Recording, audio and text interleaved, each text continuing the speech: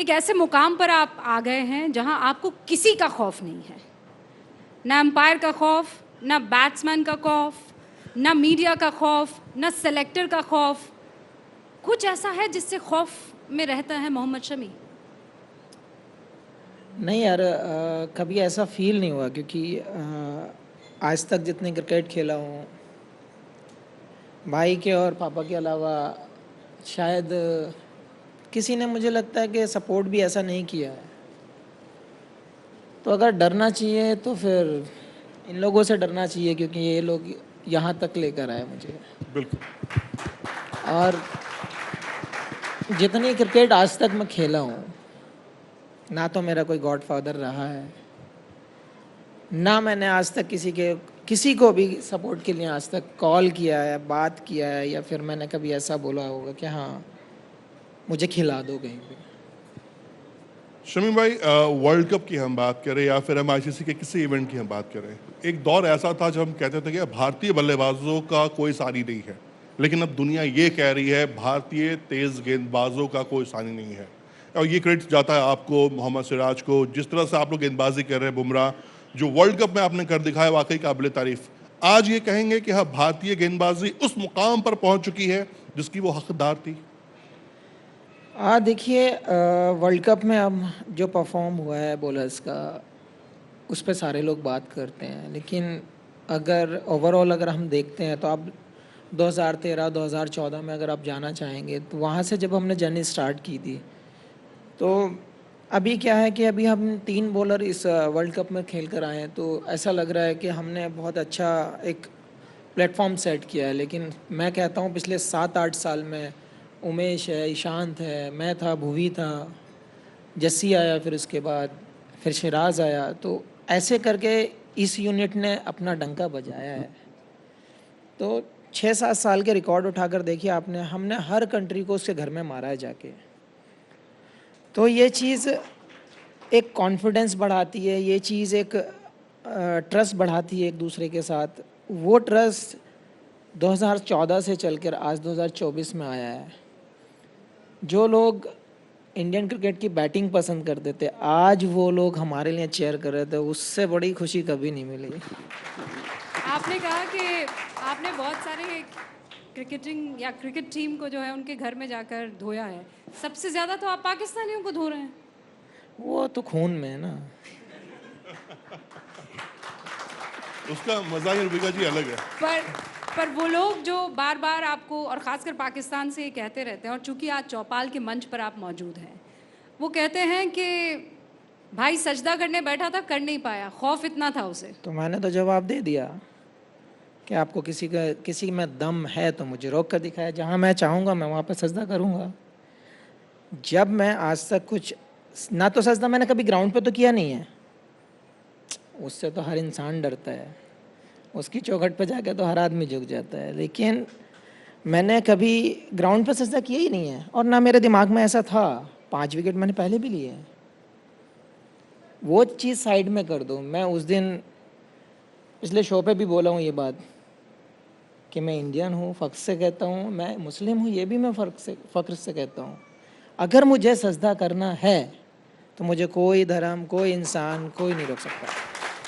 अच्छा रुबिका, हम पाकिस्तान में ही हैं, तो आपके पास एक गेंद थी वर्ल्ड कप में जिसमें आपने मशीन लगा रखी थी और वो गेंद दाएं बाएं जाती थी, सॉलिड वो गेंद कहाँ है? वो छुपा के रखी लॉकर में। नहीं, वो वसीम अकरम ढूंढ रहे हैं एक्चुअली गेंद को। एक मजाक सा समझ रखा है क्रिकेट को, क्योंकि हम दूसरे की सक्सेस को एंजॉय नहीं करते। बेसिकली मेन चीज़ वो है, क्योंकि अगर आपकी तारीफ़ होती है तो आप बड़े खुश होते हो, सीना चौड़ा करके चलते हो रोड पर, लेकिन जब दूसरा तुम्हें ठोक कर जाता है ना, तो आपको लगता है नहीं, ये चीटिंग करके आगे गया है। आप उठाकर देखो इतिहास को, आप उठाकर देखो जितने अब हमारे टाइम के जो रिकॉर्ड्स हैं आसपास नहीं मिलेंगे, लेकिन जलन तो पूरी दिखती है। वो इतना जलने से कौन से रिजल्ट मिल जाने हैं।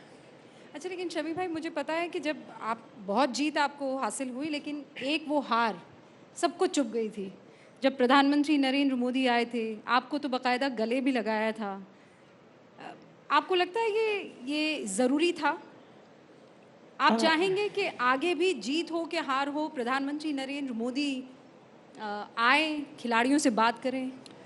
देखिए हार जीत तो पार्ट ऑफ द गेम है, आप उसको बदल नहीं सकते। एक टीम को हारना है, एक टीम को जीतना है, वो तो एक पार्ट है उस गेम का।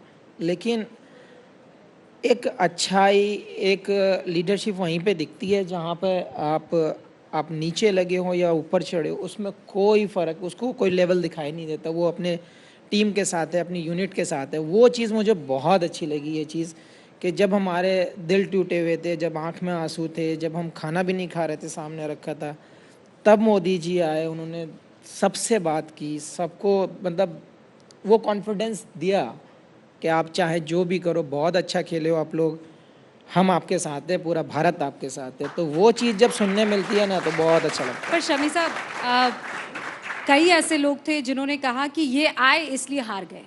पनौती जैसे शब्दों का भी बाकायदा इस्तेमाल हुआ था और आपने सुना होगा, मुझे यकीन है। यार ये तो अब पॉलिटिकल एजेंडे हैं, मैं इसमें घुसना नहीं चाहता, लेकिन समझ में नहीं आता कि सम टाइम अब किसी के आने से या किसी के जाने से हमें ग्राउंड में क्या फ़र्क पड़ रहा था। हम अपना 100% दे रहे थे वहाँ पे, हम अपना जान लगा रहे थे वहाँ पे। हम कोशिश ये कर रहे थे कि ये ट्रॉफ़ी जो सामने रखी है ये हमारे पास रहे, हमारे देश के पास रहे। बाकी हमें कुछ नहीं दिखता बाहर कौन क्या कर रहा है, क्या नहीं कर रहा है। अच्छा, उस दिन कौन सबसे ज्यादा ड्रेसिंग रूम में रोया था? यार सब रोए थे, लेकिन सब- सबसे सब- ज्यादा? सभी की आंखों में आंसू थे, क्योंकि 2 महीने की मेहनत है यार।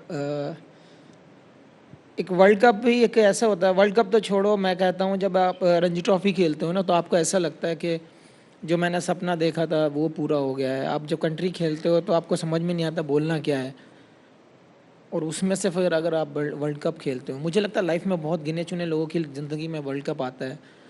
तो वो अगर जीत जाते, सॉर्टेड था सारा, क्योंकि उससे बड़ा सपना है ही नहीं कोई। अच्छा शमी भाई, एक चीज़ और देखी जा रही है, हमेशा हम देखते थे, आईपीएल की बात मैं कर रहा हूँ, बल्लेबाज करोड़ों में बिकते थे, लेकिन अब एक दौर आ गया है कि अब सिर्फ गेंदबाजों की बोलबाला है। मतलब गेंदबाज आ रहे हैं, करोड़ों में बिक रहे हैं। ये जो एक मुकाम हासिल किया, ओवरऑल मैं बात कर रहा हूँ, ये आपको लगता है कि हाँ, क्रिकेट में जो हम बात कहते थे कि यार बॉलर के साथ तो नाइंसाफ़ी होती है, 2020 गेम तो बल्लेबाजों गेम है, लेकिन पॉकेट गर्म तो गेंदबाजों का हो रहा है? नहीं, ऐसा नहीं है यार। मुझे अगर आप उठाकर देखो, गधा मजदूरी का काम आज भी बॉलर का ही है। तो अगर आप देखते हो तो अगर उसके हिसाब से आपको पे मिल रहा है, वो तो सभी को मिल रहा है यार। तो मैं तो चाहता हूँ बॉलर को सबसे ज़्यादा मिले, क्योंकि सबसे ज़्यादा मार उसको खानी है, बेइज्जती उसको झेलनी है, पब्लिक गालियाँ भी उसी को देती है कि इसने छक्के खा लिए। तो मिल भी जाए तो क्या ही फ़र्क पड़ रहा है। और आईपीएल जैसा प्लेटफॉर्म बहुत लोगों की ज़िंदगी चेंज किया है। लेकिन ये तो बात सब मान गए हैं कि शमी की बॉलिंग में उनकी स्विंग में धार ऐसी कि शमी की शरण में लौट कर आना ही पड़ा। अब ये अल्लाह का करम समझो या फिर स्किल को समझो आप, या मेहनत का रंग समझो, बट यार यही कहता हूँ, मैं मेहनत करने से कभी पीछे नहीं हटता हूँ। तो बहुत लोगों को लगता है जैसे मैं बदनाम हूँ, बिरयानी खाता है, कबाब्स खाता है। अरे खाता हूँ, मेहनत भी करता हूँ यार। तो वो मेहनत कुछ लोगों को दिखती नहीं है जो मैं करता हूँ, क्योंकि लोग घर पर जाकर आराम करते हैं, अपना इंजन स्विच ऑफ करके बैठ जाते हैं। लेकिन मैं जब घर पे जाता हूँ, मैं टीम से ज़्यादा प्रैक्टिस घर पे करता हूँ, तो वो उसका रंग दिखता है, वो उसकी मेहनत, जो मेहनत कर रहा हूँ उसका रिजल्ट मिलता है मुझे। लेकिन लोगों को तो यही लगता है कि बड़ी आराम से मिल गया है। नहीं, लेकिन अमृत आप तो हर एक शमी भाई को तो मैंने बहुत करीब से देखा तो है। ऐसा भाई, जितना मुझे पता है, मैं आप दोनों ज़्यादा बेहतर जानते हैं, लेकिन कहते हैं कि आप जैसे जैसे आपकी उम्र बढ़ती चली जाए, इसका मतलब ये नहीं शमी भाई कि मैं ये कह रही हूँ आप बुजुर्ग हो बुढ़ापे गए। में नहीं हो सकता। हाँ, नहीं नहीं इसका मतलब ये नहीं, लेकिन आपके उस स्विंग में वो मज़ा, वो मैजिक ख़त्म होता जाता है। बट कहते हैं ना, शेर बूढ़ा नहीं होता है, तो शेर शेर ही होता है, और बब्बर शेर हमारे शमी भाई। देखिए, अनुभव बहुत बड़ी चीज़ है, और जिस तरह से वर्ल्ड कप इन्होंने गेंदबाजी की, काबिल तारीफ है। शमी भाई, क्या फ्रस्ट्रेशन हुआ था वर्ल्ड कप के शुरुआती मैच में मौका नहीं मिलना? हार्दिक पांड्या अगर इंजर्ड शायद नहीं होते तो शायद आपको वर्ल्ड कप में मौका नहीं मिलता, ऐसा कहा जा रहा था। लेकिन कैसा लगा आपको पहला 2-3 मैच कि मुझे मौका क्यों नहीं मिल रहा है? यार मेरे साथ हमेशा ऐसे ही हुआ है वर्ल्ड कप में, और स्टार्ट भी हमेशा ऐसा ही हुआ है। तो 2019 में भी वैसा ही हुआ था, पहले 4 मैच नहीं खेले गए, तब के मैं 2019 का हाईएस्ट विकेट टेकर था। तब भी मैं पहले 4 मैच नहीं खेला था, पहला मैच खेला और उसमें हैट्रिक भी लिया था। तो स्टार्ट हमेशा ऐसा ही हुआ है। 2015 वर्ल्ड कप में भी सेम हुआ था स्टार्ट, पाकिस्तान के खिलाफ 4 विकेटें ली थी। तो स्टार्ट हमेशा से ऐसे ही हुआ है, चांस देना मेरे हाथ में नहीं है भाई। नहीं, लेकिन ऐसा क्यों होता है? आपको क्या लगता है शमी भाई? मतलब आपने पहले भी बहुत खुलकर ये बात कही है कि यूपी की तरफ से खेला करते थे, लेकिन आपको फिर रुख बदलना पड़ गया क्योंकि नाइंसाफ़ी हुई। क्या शमी के साथ क्रिकेट वर्ल्ड में नाइंसाफ़ी हुई है, खासकर सिलेक्शन को लेकर? पता नहीं यार, इतना मैं उसमें घुसता नहीं हूँ। मैं, मुझे अपने पे बिलीव है यार, मुझे जब खिलाओगे मैं अपना 100% देने उतर जाऊँगा। मैंने आज तक ना तो किसी को ब्लेम किया है और ना मैं करना चाहता हूँ। भाई आप जो करना चाहते हो, आप अपनी ज़िंदगी में खुश रहो। मुझे जितना कंट्री के लिए सर्व करने दोगे, आप मुझे जितना मौका दोगे, मैं अपना 100 नहीं 200% दूंगा। मैं इतना जानता हूँ। हसीब भाई, ये तो श्री श्री 1008 बनने के मुकाम पर पहुंचने वाले शमी हैं। भाई, आप तेज गेंदबाज हो, आक्रामक गेंदबाज हो, लेकिन गुस्सा क्यों नहीं आता आपको? मतलब विकेट लेने के बाद, Absolutely. मतलब विकेट लेने के बाद आप आराम से बहुत नॉर्मल हो जाते हो। शोएब अख्तर तो आधे ग्राउंड दौड़ जाते हो। अरे मैं एनर्जी सेव करके रखता ना, मुझे और भी काम हो। देखो ऐसा नहीं है कि खुशी मुझे होती है खुशी, बट विकटें भी निकालनी है भाई। तो थोड़ा पेशेंस। मुझे क्या है, मुझे जब ज़्यादा विकटें मिलती है ना, कभी क्या होता है कि जब बॉलर विकेट लेता है तो 30 यार्ड के बाहर तक भाग के चला जाता है। मुझे ऐसा लगता है मैंने यार अभी पेशेंस नहीं खोना है, क्योंकि जब हम परेशान होते हैं ना तो खुद ही दिमाग लड़ा रहे होते हैं क्या है। लेकिन जब हम अच्छा कर रहे हो तो कोई नहीं सोचता कि हम अच्छा क्यों कर रहे हैं। मेरा दिमाग वहीं पे रहता है कि ये अच्छा हुआ है तो इस वजह से हुआ, मुझे अगला भी यही करना है। तो मैं पेशेंस रखता हूँ वहाँ पे, कोशिश करता हूँ कि उसी जगह को मैं रिपीट करता रहूँ। ऐसा नहीं है कि मुझे खुशी नहीं होती, मैं सेलिब्रेट करना नहीं चाहता। हाँ, जो मुझे उंगली करता फिर मैं करता हूँ, मैं नहीं छोड़ता। फिर मैं अगर हाँ मुझे बदतमीज़ी भी करनी पड़ी तो मैं कर लूँगा, क्योंकि आप जैसा बिहेव मुझे सामने से करोगे मैं वैसा बिहेव करूँगा, वैसा ही रिएक्ट करूँगा। अगर आप मुझसे कुछ नहीं बोलोगे तो मैं अपने काम से काम रखता हूँ, अपना भाई फाइन लेग पे खड़ा हो जाता हूँ जाके। शमी भाई, यहाँ पे बहुत सारे युवा हैं। क्या आप लोग भी कभी कभी इस बात को लेकर सोचते हैं कि शमी को गुस्सा क्यों नहीं आता है? कितने लोग हैं, हाथ उठाएं। कभी ये सोचा है कि शमी को गुस्सा क्यों नहीं आता है, ये कैसे काबू कर लेता है अपने गुस्से को इतना? ये कैसे होता है? मतलब आप हमेशा से ऐसे थे या पहले गुस्सैल थे और ज़िंदगी में ऐसा मोड़ आया जिसने ये सबक सिखा दिया कि बस कोई फ़र्क नहीं पड़ता है, गुस्सा रहो या शांत रहो? यार लाइफ में तो अप एंड डाउन तो हमेशा सबके ही आते हैं, हमेशा होता है सबके साथ। आज अच्छा दिन है, कल ख़राब हो सकता है, या फिर टर्न तो होता ही है लाइफ। लेकिन कोई मुझे बताएगा कि भागने के बाद किसको सुकून मिलता है? ज़रा बताना मुझे कि गुस्सा किसको आता है भागने के बाद। घर में बीवी दौड़ा दे तो उसको गुस्सा आता है किसी को? नहीं आता होगा शायद। या रनिंग करके कोई आया तो उसको गुस्सा आता है? नहीं आता होगा। वैसे ही होता है, क्योंकि जब हम भाग रहे होते हैं, जब हम पेशेंस, मतलब हमें कई सारी चीज़ें सोचनी होती हैं, क्योंकि हमें भागना भी है, बॉल भी डालना है, आउट भी करना है, टीम के हित में भी सोचना है, रन ना पड़ जाएं, इतनी सारी चीज़ें होती हैं। लेकिन हाँ, कुछ लोगों का होता है। विराट कोहली को आप देख लो, बिना विकेट के बॉलर से ज़्यादा सेलिब्रेशन कर जाता है। मैं उसको बोलता हूँ कभी कभी, मैंने अच्छा हुआ तो बॉलर नहीं था बोले। तो उनको आप पास में रखते होगे खुद के लिए?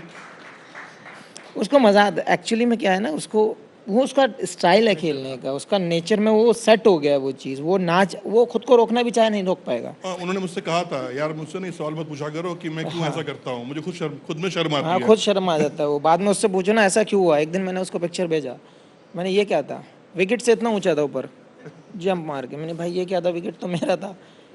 कह रहा छोड़ो भूल जाओ। अच्छा शमी भाई, आप धोनी की कप्तानी में खेले, रोहित शर्मा की कप्तानी में खेले, इवन विराट कोहली कप्तानी में खेले। किस कप्तान के अंडर आप बहुत कंफर्टेबल रहे हैं? वो सारी फ्रीडम मिली जो आपको चाहिए था, वो सारा आपको सपोर्ट मिला जो आपको चाहिए था? सबने दिया होगा, लेकिन एक कंफर्ट होता है गेंदबाज का कि मुझे लगता है कि यार मेरा थोड़ा ट्यूनिंग यहाँ अच्छी बनी इससे, धोनी से, विराट और रोहित। नहीं, सबका यार खेलने का तरीका अलग है, सोचना अलग है। सब हर कैप्टन प्लान करता है, अलग अलग तरीके से प्लान करते हैं। तो सब ने अपने अपने टाइम पे अपने अपने प्लान्स बताएं, बॉलर्स के साथ बात की है कैसे खेलना है, कैसे प्लान करना है, या फिर कैसे अटैक करना है। सबका जो प्लानिंग होता है, जो प्रिपरेशन होता है, जो मीटिंग्स होती हैं हमारी, उसमें डिसाइड हो जाता है कि हमको ऐसे करके करना होता है, या इस बैट्समैन के अगेंस्ट में हमें ऐसे खेलना है, या इसको ऐसा अटैक करके आउट कर सकते हैं। तो वो ऑप्शंस रखे जाते हैं। ऐसा नहीं है, कैप्टन बेचारा, उसको एक जिम्मेदारी पहले से ही आपने दे रखी है। अब उसके दिमाग में ये है कि मुझे जीतना भी है, मुझे इनको आउट भी करना है, मुझे ओवर का भी देखना है, सारी चीज़ें उसके दिमाग में चल रही होती हैं। कभी कभी ऐसा होता है, कोई रिएक्ट कर जाता है, कोई कोई नहीं करता है, जैसे माही भाई हैं, वो कुछ बोलते ही नहीं थे, फिर भी मेंटेन होता था। विराट है तो सारे में भाग के भी मेंटेन कर देता था। अब रोहित है, वो अपने तरीके से कर रहा है। तो कैप्टन का रोल कभी ऐसा नहीं रहा है कि दबाव वाला, कभी दबाव क्या नहीं दिया ये है। रोल शमी भविष्य में लेना चाहेंगे, टीम इंडिया का कैप्टन? अरे कौन नहीं चाहेगा भाई, मैं तो अगर किसी कंट्री की कमान कोई संभालने के लिए तैयार ना हो तो भाई वो तो अवतार हो सकता है। मैं तो चाहूँगा मैं चाहूँगा हमेशा कि हाँ, अपनी कंट्री के लिए मैं भी कुछ रिस्पॉन्सिबिलिटियाँ लेकर चलूँ। इसके लिए भी मादा चाहिए, इतना क्लैरिटी के साथ शमी भाई बोलना कि मन में जो है वो ज़ुबान पर आ जाए, और इसके लिए मतलब बहुत तपस्या करनी पड़ती होगी। और ये इसलिए नहीं कह रही हूँ कि आप सामने बैठे हैं, आपकी ज़िंदगी को इस पूरे देश ने देखा है। आप जिस तरीके से मैदान में खेलते हैं वो अलग बात है, और ज़िंदगी ने जो खेल आपके साथ किए हैं वो भी पूरे देश ने देखे हैं। ऐसे मौक़ों पर देश के लिए जी जान से लग जाना, कोई शिकायत नहीं करना, इसके लिए मादा चाहिए होता है। अब जिस सवाल की तरफ मैं बढ़ रही हूँ, और ये बात आपको बतानी इसलिए ज़रूरी थी क्योंकि शिखर धवन भी यहाँ पर आए थे, और अभी कुछ दिनों पहले उन्होंने एक, आपको भी पता है, पोस्ट लिखा है बच्चे को याद करने का। हमें पता है आपकी ज़िंदगी भी बहुत सारे अनफॉर्चुनेट मोड़ से गुजरी है। क्या आप एक बाप होना मिस करते हैं? हमेशा। कौन नहीं चाहेगा? मुझे एक भी इंसान बता दीजिए कि जो अपने बच्चों को या अपनी फैमिली को मिस ना करता हो। वो अलग बात है कि हाँ, सिचुएशंस क्या हैं, आपकी कंडीशंस क्या हैं, सामने से आप नहीं चाहते या सामने वाला नहीं करने देता, वो चीज़ें एक अलग हैं। लेकिन जहाँ तक मिस करने का सवाल है, अपने ब्लड को तो कोई नहीं छोड़ सकता। Is it very difficult? Obviously यार, क्योंकि आप कितनी सारी यहाँ फैमिली बैठी हैं, आप बताइए, आप अपने बच्चे, अपनी फैमिली को कौन मिस नहीं करता है या कौन मिस करना नहीं चाहता होगा? शायद ही एक आध बदनसीब ऐसा होगा जो शायद याद ना करे। तो आप बात करते हैं अपनी बिटिया से? बीच बीच में होती है बात। अब जितना पॉसिबल होता है, जितना करने देती है वो उतना हो जाता है, अदरवाइज़ मिलने तो आज तक नहीं दिया। अपनी बेटी से कुछ कहना चाहे एक बाप तो क्या कहेगा? बस यार, मैं एक ही चीज़ हमेशा कोशिश करता हूँ कि उसकी लाइफ अच्छी रहे, उसकी हेल्थ अच्छी रहे, उसका एजुकेशन अच्छा जाए। मैं डज़न्ट मैटर कि हाँ हमारा क्या चल रहा है क्या नहीं चल रहा है, बस उस पर लोड नहीं आना चाहिए। मैं एक ही चीज़ हमेशा कोशिश करता हूँ, उसका हेल्थ, उसका एजुकेशन, उसकी लाइफ बहुत अच्छी जाए। आपको ये लगता है शबी भाई कि मर्दों को ये तकलीफ़ ज़्यादा होती है क्योंकि बच्चों की कस्टोडियन के तौर पर हमेशा माँ को पहला दर्जा मिलता है, और एक माँ होने के नाते मेरे ख्याल से मैं इसको बहुत आसानी से पूछ सकती हूँ, लेकिन एक बाप जो है उसे ज़्यादा इस परेशानी से गुजरना पड़ता है। देखिए, ये लॉ है हमारे यहाँ का कि लेडीज़ को ज़्यादा,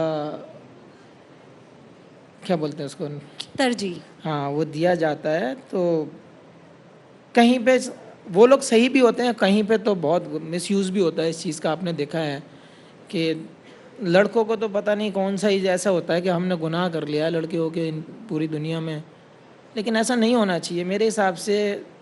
अगर आपने अगर ओपन रखा है लेडीज़ के लिए, तो आप लड़कों को भी दीजिए या फिर इक्वल दीजिए, जो गलत है उसको सजा दे दीजिए, बात ख़त्म है।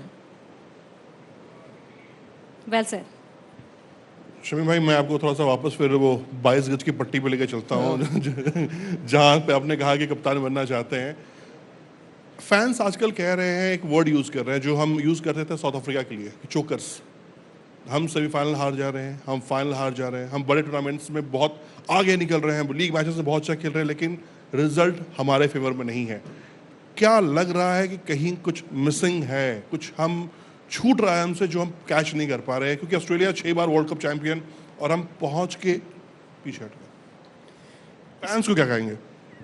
यार, फैंस को एक ही चीज़ बोलना चाहूँगा स्पेशली, क्योंकि जब हम जीतते हैं तो हमेशा आप लोग हमारे साथ होते हो, वाह वाह करते हो, हमें हीरो बना देते हो, लेकिन ज़रूरी नहीं है कि 11 मैच हैं तो 11 में से 11 ही जीतने होंगे।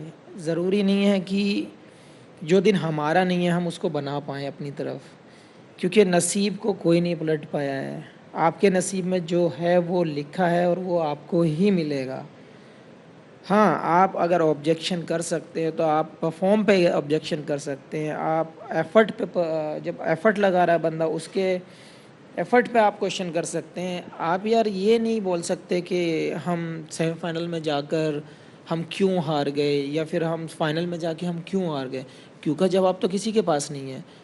तब तो आपने नहीं पूछा ये बात जब हम 10 के 10 मैच जीत कर गए थे, सेमीफ़ाइनल जीत कर गए थे, तब तो आपने ये नहीं पूछा कि हम क्यों जीत गए। तो सवाल उठाना, क्वेश्चन मार्क लगाना मेरे पास भी आता है। मैं आप लोगों पे भी लगा सकता हूँ, आप क्यों बोल रहे हो? लेकिन ऐसा नहीं होता है कि आप एक ही वे में चलना शुरू कर दो। एक कमेंट्स आता है उसके पीछे वाह वाह वाह वाह हो जाती है कि हम जिधर निकल रहे हैं उसके पीछे चल रहे हैं। जिसको खींचना शुरू कर दिया उसको खींचना शुरू कर दिया है। अगर सच्चा क्रिकेट से प्यार करते हो आप तो आप उसको सपोर्ट करो, अच्छे में भी और ख़राब में भी। शमीम भाई, आजकल हम ये देखते हैं रुबिका जी कि मन्नत के बाहर, शाहरुख खान के घर के बाहर लोगों की लाइन लगती है सेल्फी के लिए। वो आजकल आपके साथ भी हो रहा है। मैं देख रहा जा रहे हूँ हो। बाहर जिस तरह से लोग खड़े होते हैं और आप हाथ जोड़ के खड़े हो जाते हैं कि ठीक है भैया आओ खिंचवाओ। तो ये जो एक नया एड ऑन मैं कहूँगा आपके फैंस में जो हुआ है, यार प्यार है वो, बस क्या बोलूँ मैं। क्यों ये मेरी फैमिली में भी मैंने शुरू से देखा है, क्योंकि पापा से मिलने बहुत लोग आते थे, तो बचपन से आदत थी कि लोग आते हैं, मिलते हैं, हाय हेलो होती है, इरिटेशन नहीं होता कभी, ऐसा नहीं है। और वर्ल्ड कप में जो चेंजेस हुए हैं, जो प्यार मिला है लोगों से, यार वो तो अलग ही है।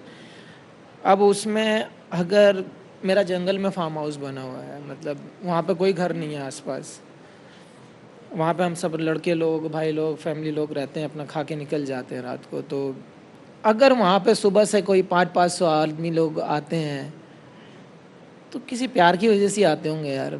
अब मैं प्रैक्टिस कर रहा हूँ या मैं कहीं मीटिंग कर रहा हूँ, बैठा हूँ, उस टाइम नहीं जा सकता, वो मेरी भी मजबूरी है। लेकिन वो लोग जब अंधेरे में भी, ठंडी में भी आप बाहर खड़े हो तो मुझे फिर ऐसा लगता है, मैंने नहीं यार ये जाती है। फिर 2 मिनट के फ़ोटो के लिए आप क्या ही मना करोगे उस चीज़ को। एक मैच था सेमीफाइनल न्यूजीलैंड के खिलाफ, आप समझ गए होंगे मैं क्या बोलने वाला हूँ। एक कैच आपसे कैच ड्रॉप छूटा हुआ था था, ना। लेकिन उसके बाद जो फैंस, क्योंकि मैं खुद भी ग्राउंड में था, लेकिन फैंस का जो उस वक्त रिस्पॉन्स था वो बहुत पॉजिटिव था। उस रिस्पॉन्स पे आप क्या कहेंगे?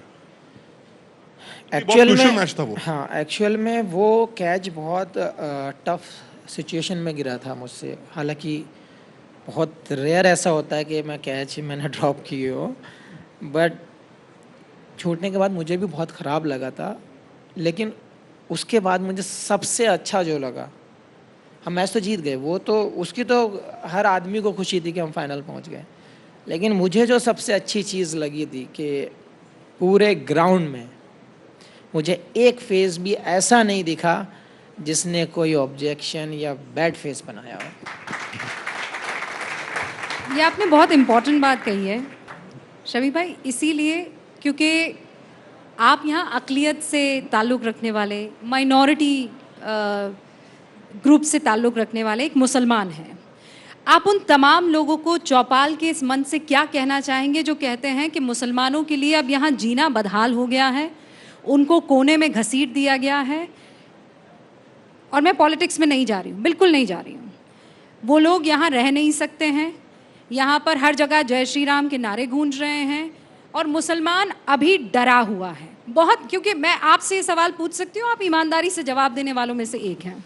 नहीं यार, जहाँ तक सवाल हिंदू या मुसलमान का है, देखो सबको हक बराबर मिला है। अगर यहाँ पे कोई दिक्कत होती या यहाँ पे कोई परेशानी होती तो हम ही नहीं होते, या जहाँ पर किसी भी नॉन मुस्लिम को अगर परेशानी होगी तो वो वहाँ पे नहीं रह सकता है। वो सीधी सी बात है। अब जहाँ तक कुछ चीज़ें ऐसी जो क्रिएट आपने सोशल मीडिया पे भी देखी हैं कि जय श्री राम के नारे लगे हैं या फिर कुछ दंगे फसाद हुए हैं, तो वो लोग चाहते ही वो हैं, उसके अलावा वो लोग कुछ नहीं चाहते। आप मुझे बताइए, मेरे मेरे विलेज की मैं बात करता हूँ, हमारे में आधे आधे लोग हैं, बीच में से एक रोड गई है, आधे इधर है आधे इधर हैं। आप यकीन नहीं करोगे, एक दूसरे के जो फेस्टिवल होते हैं उन पे ऐसे जाते हैं जैसे उनका खुद का फेस्टिवल हो। आप यकीन नहीं करोगे, जब होली आती है, होली का जब वो आग जलाते हैं ना वहाँ पे, वो लोग इनवाइट करते हैं हम लोगों को, हम लोग जाते हैं, हमारे ऊपर एक छींट होली की नहीं आती है और हम उनके घर खाना खा कर आते हैं। तो यार कैसे, अब देखो बातें बनने को तो हमारे ऊपर ही बन जाती हैं, मैच क्यों हार गए, तुमने बॉल वाइड फेंक दी, तुमने नो बॉल कर दी। अब इसका तो सवाल आपका इसका जवाब नहीं दे सकते, क्योंकि देखो हर आदमी की चॉइस अलग है, हर आदमी का रहने का तरीका अलग है, हर आदमी की सोच अलग है।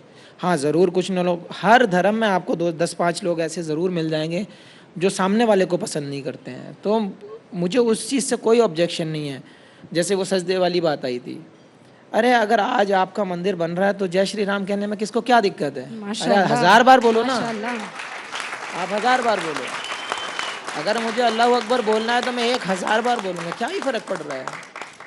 इसमें किसी का कुछ जाता नहीं है, किसी का कुछ आता नहीं है, लेकिन भाई जो गेम खेलता है वो खेल सकता है। ऐसी मोहब्बत आपको कितनी बार मिली है? जो लोग गेम खेलते हैं सोशल मीडिया पे, आपको कई बार टारगेट पर भी लिया गया है।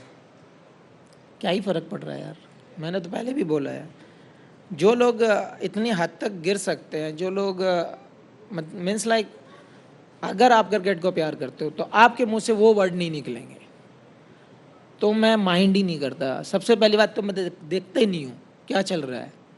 आपको जो चलाना चला लो, बॉल टेढ़ी चल रही है, बॉल सीधी चल रही है, कोई फ़र्क नहीं पड़ता। आज अगर मैं अच्छा कर रहा हूँ, आज मैं इस मंच पे बैठा हूँ, मैं बहुत अच्छा कर रहा हूँ, इसीलिए मैं यहाँ पे बैठा हूँ, क्योंकि जब मैंने अच्छा नहीं किया तो मैं यहाँ इधर नहीं था ना चौपाल पे। अरे किसी से तो फर्क पड़ता होगा ना प्रभु। क्या ही फर्क पड़ना है यार लाइफ में। अच्छा मतलब कोई ऐसी चीज होगी ना जिससे चिढ़ मचती होगी, कुछ गुस्सा दिला देता होगा, या नहीं मुझे एक ही चीज़ है कि किससे चिढ़ते हैं आप सबसे ज्यादा? किस चीज से चिढ़े आप? चोरी चकारी से यार। अगर आपका प्रोफेशन है, आप अपने प्रोफेशन में अगर आप अपने आप से चोरी कर रहे हो, मतलब आप धोखा दे रहे हो सामने वाले को भी, फैमिली को भी और ख़ुद को भी। तो मेरे हिसाब से सबसे गंदी चीज़ है वो, तो आपको नहीं करना चाहिए, क्योंकि बहुत सारे लोग ऐसे होते हैं कि बहुत स्मार्ट बन के दिखाते हैं, बहुत होते हैं ऐसे, लेकिन पीछे से कैसे हैं वो आपको भी पता होता है कि ये इंसान कैसा है। आप सामने ना बोलो लेकिन पीछे ज़रूर बोल दोगे उसके कि इसकी औकात तो मैं पता है, तो वैसा नहीं होना चाहिए। अच्छा, एक मैच था आईपीएल में जिसमें हार्दिक पांड्या ने कुछ आपसे कहा था, उसके बाद हार्दिक पांड्या को आपने क्या कहा था? कसम खाए हुए हो आज लोग तुम लोग समझ रहा हूँ मैं खैर ठीक है, रिएक्शंस आए थे, लेकिन मेरे हिसाब से मैंने उसको भी यही बोला था, हालांकि वो मेरी बहुत रिस्पेक्ट करता है। आप मतलब सोच नहीं सकते जैसे वो मुझे इज्जत देता है। वो तो बिल्कुल मानता हूँ। उसको नहीं पता चला, वो हकीकत में उसको नहीं पता चला कि उसने क्या किया है। अब मैं ऐसे देख रहा हूँ, मुझे दूर से तो रिएक्शन से पता चल रहा है, ऐसे नहीं पता चला। अब स्क्रीन पे दिखाया तो मुझे लिपसिंग से पता चला। अब मैं बाहर गया, मैंने इधर आ भाई, मैंने क्या किया तूने? तो क्या था, शमी भाई कसम से मुझे नहीं पता चला। मैंने फिर तो बोले भाई आप मेरे उसमें कर लेना चाहिए। मैंने तो फिर फ़र्क क्या होगा फिर मतलब हम लोग पब्लिक को एंटरटेन कर रहे हैं कुल मिलाकर, ऐसा है। मैं तुझे एक ही चीज़ बोली मैंने उसको, जो रिस्पॉन्सिबिलिटी तुझे दी गई है, तुझे बहुत जिम्मेदारी उस चीज़ पे निभानी पड़ेगी, बहुत पेशेंस रखना पड़ेगा। और उसने निभाया। आपने देखा कि वो सीज़न आपने चैम्पियन हुए, अगले साल हम फाइनल खेले।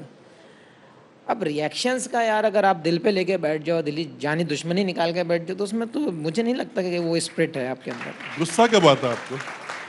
यहाँ भी आपको गुस्सा नहीं है तो गुस्सा कब आता है आपको? यार मुझे पता है ना, दिल से नहीं किया। आप अगर, हाँ मैं एक ही चीज़ कहता हूँ, जिसको दिल से देखना है मुझे सामने से आके देख लो, फिर मैं देखता हूँ, फिर मैं ओपन हूँ। फिर आप मुझे चैलेंज दो, मैं आपको चैलेंज दूंगा। फिर वो कौन सी फिल्म थी? अल्बर्ट पिंटो को गुस्सा क्यों आता है? अब एक फिल्म बनेगी, मोहम्मद शमी को गुस्सा क्यों नहीं आता है? यार आता है गुस्सा भाई, आता है यार, ऐसा नहीं है नहीं आता। बोला ना अभी कि आप चोरी चुकारी करोगे तो आएगा। अब मुझे दिख रहा है आपको, आप अपने टैलेंट पे अगर जस्ट जो टैलेंट है आप या तो टैलेंट वेस्ट कर रहे हो आप, या तो आप अपनी एक टैलेंट होता है कि हाँ आप कंट्री के लिए कुछ कर सकते हो, एक टैलेंट होता है कि हाँ आप अपने लिए कर सकते हो, फैमिली के लिए कुछ अच्छा कर सकते हो। आप किसी और ही ट्रैक पे जा रहे हो तो गुस्सा तो खुद ही आ जाएगा फिर। मतलब बेईमानी। हाँ ऐसा समझो। अच्छा, जैसे कि आप ये खबर सुनते हैं कि रोहित शर्मा विराट कोहली में अनबन है, टीम इंडिया में सब कुछ अच्छा नहीं चल रहा है, तब गुस्सा आता है? ये तो मसाले हैं यार। देखो आज क्या की ऐसा है? सही बात बता रहा हूँ मैं, आज की दुनिया में अगर ऐसा होता तो यार कहाँ नहीं दिखता, कोई चीज़ नहीं छुपती आज की डेट दोनों में। ऐसे ही नेचर के भी हैं। सो आज की डेट में मैं मानता हूँ 10% लोग ही अच्छे होंगे जो सोशल मीडिया पर सही कमेंट्स करते होंगे, बाकी तो खुराफातों के लिए हैं। मीम पहले बना के रखते हैं, पता नहीं कहाँ से आ जाते हैं। मैं यहाँ बोल के कुछ जा रहा हूँ, तुम देख लेना कल जरूर मिलेंगे 2-4 मीम। अच्छा, ये आपके लिए टाइम पास होता है? कभी कभी तो बहुत गुस्सा आता है क्योंकि यार हम बोल किसी और वे में रहे हैं, हम किसी को समझाने की कोशिश कर रहे हैं, हम किसी को एक्सप्लेन करने की कोशिश कर रहे हैं, लेकिन आप हो कभी जातिवाद में ले जाते हो, कभी पॉलिटिक्स में ले जाते हो, कभी क्रिकेट पे ही चल देते हो आप। भाई इतने ही दुख है तो बंद कर दो ना सोशल मीडिया यार। मैं तो कहता हूँ ब्लॉक करना चाहिए इन सब चीज़ों को, जो फालतू के जो मीम बनाते हैं, जो फालतू के ड्रामा क्रिएट करते हैं, ब्लॉक कर देना चाहिए इनको। अच्छा, जब बुमराह आप सिराज गेंदबाजी करते हो और टीम इंडिया ने टेस्ट मैच भी फिर से जीत लिया है और Bumrah man of the match बने हैं, तब आप लोग आपस में क्या बात करते हो? एक 5 विकेट लेके जा रहा है, एक 4 लेके जा रहा है, एक 2 लेके जा रहा है, तो स्पिनर्स को कुछ मिल नहीं रहा है अब। यार मैंने अभी बोला था ना कि 2014 से लेके 2024 आ गया, इस 10 साल में जितने भी हम 7-8 फास्ट बॉलर आए हैं, उन्होंने यूनिट दिखाई है कैसी यूनिट होती है, उन्होंने ट्रस्ट दिखाया है कैसा ट्रस्ट होता है, उन्होंने परफॉर्म दिखाई है कैसी परफॉर्म होती है। आज तक ऐसा नहीं हुआ है कि अगर मतलब किसी का अगर ख़राब भी दिन गया हो तो हम लोगों ने एक दूसरे पे कोई उंगली उठाई हो। हमारा सबसे अच्छा क्या होता है कि एक दूसरे को सपोर्ट करते हैं। एक्चुअल में जब हम बॉल डालने जा रहे होते हैं तो दाएं बाएं साइड का जो फील्डर होता है मिड ऑन मिड ऑफ वाला, वो बात करने वाला चाहिए हमें। तो हम हमेशा टीम मीटिंग में भी यही बोलते हैं, भाई एक बॉलर रहना उधर, क्योंकि उसमें क्या होता है जब हम कोई प्लान कर रहे होते हैं, जब बॉल डालने के लिए रेडी होते हैं ना, तो कभी कभी हमारा दिमाग कुछ और ही सोच रहा होता है। होता है ना कि जोश में आज फाड़ डालेंगे हम इनको, समझे, आज तो ये बैट्समैन गया, लेकिन वो हकीकत में कुछ उल्टा होता है। तो ये पड़ोस वाला जो फील्डर होता है ना, ये बताता है कि भाई इसमें ऐसा चल रहा है तो वो बहुत काम करता है उस टाइम पे, क्योंकि फीडबैक बाहर से तो आएगा नहीं। तो आपका प्लेयर आपके साथ अगर बात कर रहा है तो दिमाग में ये रहता है कि मैं क्या करने वाला हूँ। तो हो सकता है वो ओपिनियन दे दे आपको कि नहीं अभी ये करना ठीक नहीं है क्योंकि अभी रन निकल गए हैं, तो अभी हमें टाइट डालना है बॉलिंग, या हमें अटैक करना है, कब हमें बाउंसर्स मारने हैं। तो वो प्लानिंग में इजी हो जाता है एकदम, या रिपीट हो जाता है मीटिंग में हमने इसके खिलाफ ऐसे किया था। तो वो आपका ट्रस्ट जगाती है, वो आपका यूनिट दिखाती है, और उसी से आपको 8-10 सालों में जो चेंजेस आए हैं, इंडियन बैटिंग थी पहले, बैटिंग आज भी है, लेकिन जो बॉलिंग ने चेंजेस लाए हैं वो तो भाई ये तो है। अच्छा, 2014 से लेकर 2024 आप ये कह रहे हैं बहुत शानदार, हाँ 23-24 आप ये कह रहे हैं कि शानदार यूनिट जो है टीम इंडिया ने शानदार यूनिट की तरह काम किया है। इंडिया एज अ कंट्री उसने कैसे काम किया है? हिंदुस्तान भारत ने कैसा काम किया? ये टीम इंडिया ने कैसा काम किया है? यार आप देखते जाओ ना कि स्पोर्ट्स को मुझे लगता है कि पहले इतना बढ़ावा नहीं मिलता था। जो लास्ट के 10-15 सालों में जो हम लोगों ने अपनी कंट्री में जो चेंजेस देखे हैं, अब मेडल की बात करते थे, कितने हम लोग बातें करते थे, कभी नहीं मिलते थे, आज देख लो ना कहाँ पहुँच गए हम लोग। तो ये चेंजेस दिखाते हैं कि हमने अपने स्पोर्ट्स को कितना बढ़ावा दिया है, हमने कितना अपनी कंट्री में चेंजेस लेकर आए हैं, और कितनी अब तो फैमिली भी मुझे लग रहा है बहुत ज़्यादा पॉजिटिव हो गई हैं स्पोर्ट्स को लेके, कि अपने बच्चों को भेजते हैं अकेडमीज़। पहले तो कहते थे टाइम ख़राब कर रहा है, मुझे ही खुद कह देते थे भैया बैठे सामने, इनको ही कह देते थे अपने परिवार वाले लोग। हाँ, मुझे याद है वो कहते थे पढ़ोगे लिखोगे तो बनोगे ख़राब, खेलोगे कूदोगे तो नहीं, पढ़ोगे लिखोगे बनोगे नवाब, खेलोगे कूदोगे तो बनोगे खराब। अब ये उल्टा पलट है। गया, अब उल्टा हो गया। नहीं, ऐसा नहीं है कि यार अकेला स्पोर्ट्स में ही आपकी लाइफ है, लेकिन अगर आप देखो, मैं ही कहता हूँ आप अपने अंदर के टैलेंट को पहचानो। सबसे बड़ी चीज़ क्या होती है, जब हम छोटे होते हैं ना, तो हमारी फैमिली अपने बच्चे को अपनी पसंदीदा डायरेक्शन में पुश करती है, लेकिन बच्चे में कुछ और ही टैलेंट होता है। बहुत सारा टैलेंट इस वजह से भी मारा जाता है हमारे यहाँ कि हम ये सोचते हैं नहीं डॉक्टर है तो अब डॉक्टर ही बनना है तेरे को। अगर स्पोर्ट्स अगर हमारे ब्लड में है ना तो आपको स्पोर्ट्स में ही जाना है, ऐसा नहीं है। आप अपने बच्चे के टैलेंट को तो देखो, आप अपने बच्चे में ये देखो ना कि वो क्या अच्छा करता है, आपको उसी डायरेक्शन में उसको भेजना चाहिए और सक्सेस होने के ज़्यादा चांसेस हो जाते हैं। तो हमारे यहाँ बस अभी मुझे लगता है कि थोड़ा सा मतलब काफ़ी हद तक पॉजिटिव हो गई हैं फैमिलीज़ कि हाँ क्रिकेट में भी भेजना शुरू किया है, अदर स्पोर्ट्स में भी भेजना शुरू किया है, अब पढ़ने के लिए भी लोग बाहर बाहर भेज रहे हैं लोगों को। तो बहुत सारी चीज़ें चेंजेस हुई हैं ये 10-20 साल में पूरे। तो जो पहले इंडिया था, जो घर से गांव से बाहर नहीं जाते थे, आज देख लो ना कहाँ कहाँ दुनिया के हर कोने में जाते हैं अपने भारत से। इसका श्रेय आप किसको देंगे? इज इट द पॉलिटिकल यार- leadership, is it the sports leadership, या ये सबका मिला जुला है? देखो मिला जुला तो है सबका, लेकिन मुझे लगता है कि एजुकेशन का फ़र्क आया है। ये एजुकेशन हमारे ब्लड में आई है, इसलिए हम लोगों ने चीज़ों को समझना शुरू किया है, इसलिए हम लोगों ने इतने वेज ढूंढने शुरू किए हैं कि हम इस वे में डाल सकते हैं, इस वे में हम काम कर सकते हैं। तो एजुकेशन का बहुत ज़्यादा फ़र्क पड़ा है जो हमारे कल्चर को क्रिएट किया है। तो सपोर्ट तो सारे लोगों ने किया है, पॉलिटिकल भी आप देखो, अब अकेला पॉलिटिकल को ही नहीं बोल सकते क्योंकि भारत की जनता ने भी इस चीज़ को सपोर्ट किया है, इस चीज़ को एक्सेप्ट किया है। शमी भाई, क्या आप कुछ सालों बाद एक नई इनिंग खेलेंगे पॉलिटिक्स में? ज़रूरत है? वहाँ भी तो तेज तरार चाहिए ना हमें। नहीं यार, अभी कोई प्लान नहीं है। बस अभी एक ही चीज़ दिमाग में है कि यार 2024 का वर्ल्ड कप है, उसकी तैयारियां करनी है।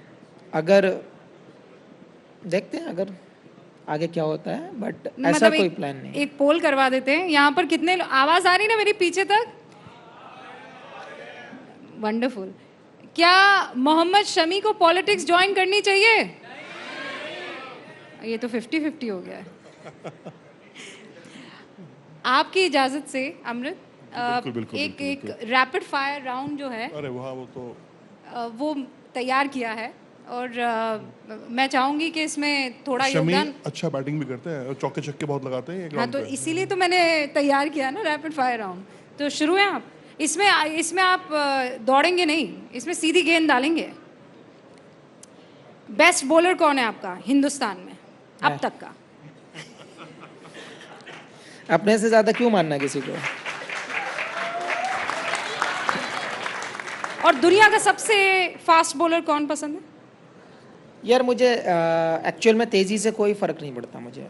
अगर आप तेज़ हो और दाएं बाएं फेंकते हो उससे मुझे कोई फ़र्क नहीं पड़ता आप कितनी तेज़ फेंकते हो। आप अगर एक्यूरेट हो तो मुझे उससे फ़र्क पड़ता है। नाम बताइए ना। ये नहीं बोलना चाह रहे ना यार शुरू नहीं, मैं क्यों नहीं बोल सकता? मैं कितने सारे बॉलर्स आपको गिना देता हूँ। आप देखो डेल स्टेन है, मुझे वकार यूनुस पसंद था, वसीम अकरम पसंद थे, तेज़ नहीं थे।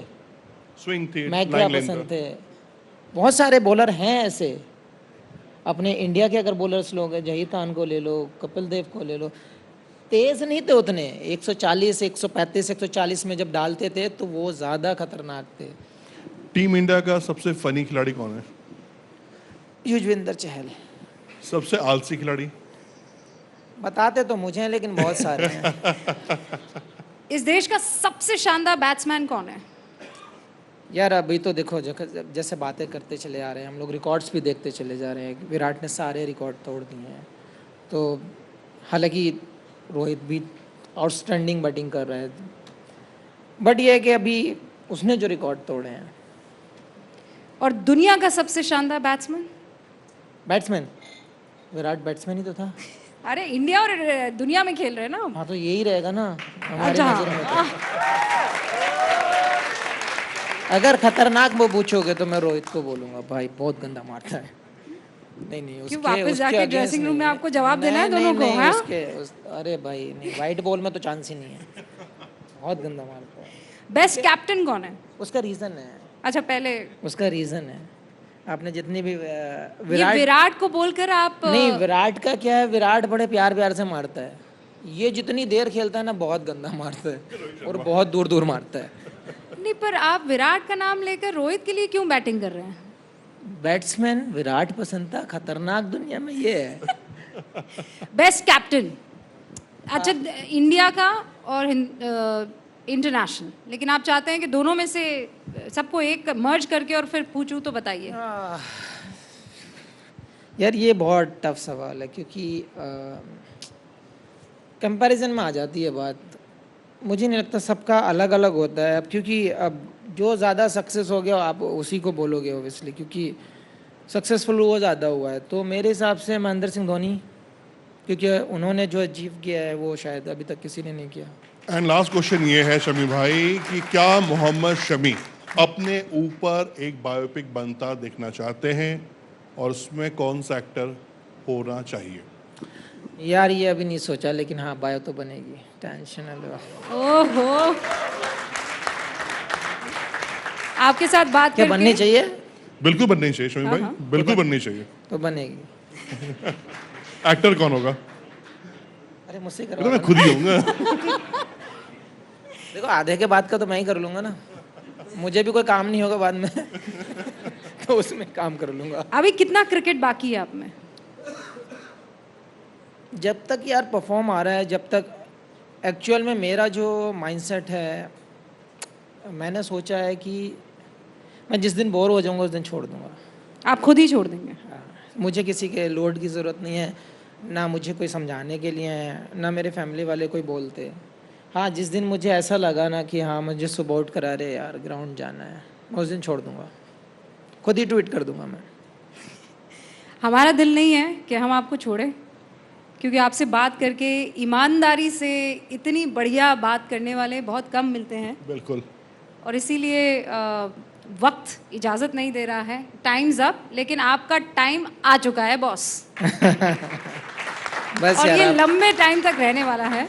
बस एक ही चीज़ है कि आप लोगों की दुआ, ये प्यार और ये जो सपोर्ट है ये ऐसे ही बनी रहे। और भाई एक ही रिक्वेस्ट है, meme come banana please. Thank you, thank you, thank you. Thanks a lot. Thanks.